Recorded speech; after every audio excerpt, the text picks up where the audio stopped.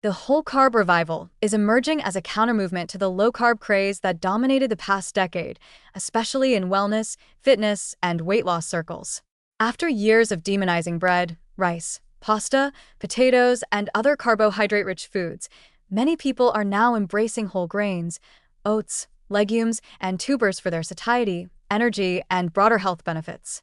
Social media, health influencers, and nutritionists increasingly frame carbs not as villains, but as foundational for gut health, hormonal balance, athletic performance, and sustainable weight management.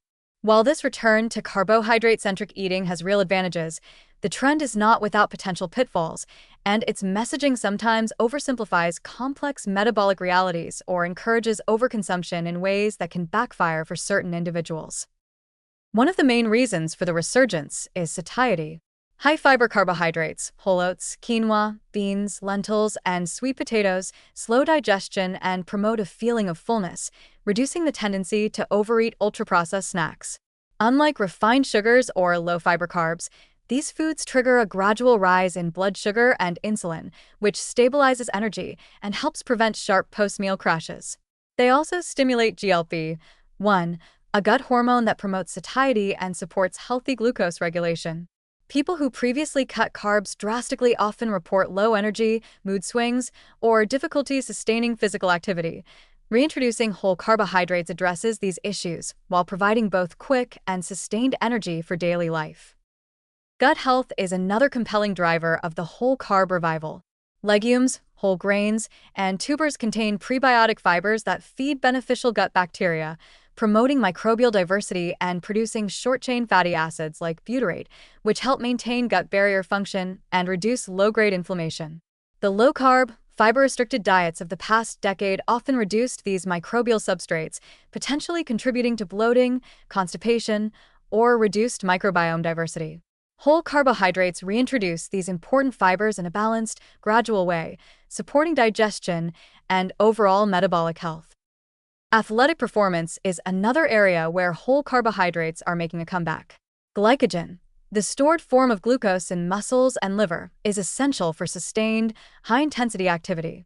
Low-carb diets can deplete glycogen stores, limiting endurance, strength, and recovery.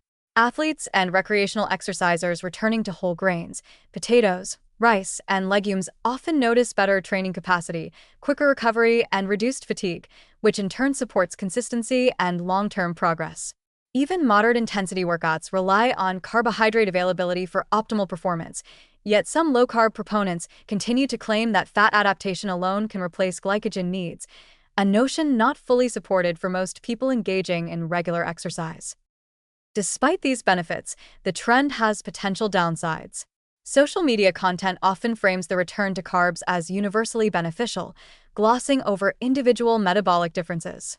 People with insulin resistance, type 2 diabetes, or reactive hypoglycemia may need to manage carbohydrate timing, portion sizes, and glycemic load more carefully. Consuming large amounts of high glycemic carbs without balancing protein, fat, and fiber can spike blood sugar, cause energy crashes, and exacerbate metabolic risk factors. For individuals who were previously on strict low-carb diets, reintroducing carbohydrates too quickly may also provoke digestive discomfort, bloating, or temporary weight fluctuations due to glycogen and water retention. The messaging around whole-carb revival can also inadvertently promote overconsumption in pursuit of healthy carbs. Just because oats, sweet potatoes, or lentils are nutrient-rich doesn't mean unlimited portions are beneficial. Overeating, even whole, minimally processed carbohydrates, adds calories and can contribute to weight gain if not matched to energy expenditure. Influencers often emphasize the health halo of carbs without highlighting that balance, portioning, and dietary context remain crucial. Finally, accessibility and cultural framing are considerations. Some of the celebrated supercarbs, like quinoa or certain heirloom grains, can be expensive or hard to source for people in food deserts or tight-budget households. While staples like oats, rice, and beans are affordable and widely available, the trend's aestheticized promotion of certain ingredients risks alienating individuals who cannot access them consistently. Overall, the whole-carb revival reflects a corrective movement against extreme carbohydrate restriction, emphasizing nutrient-dense, fiber-rich foods for energy, gut health, satiety, and performance. When applied thoughtfully, it offers significant benefits, especially for those who struggled with low-carb fatigue or performance issues. But the trend's messaging can oversimplify metabolic realities, encourage overconsumption, and gloss over individual differences in carbohydrate tolerance.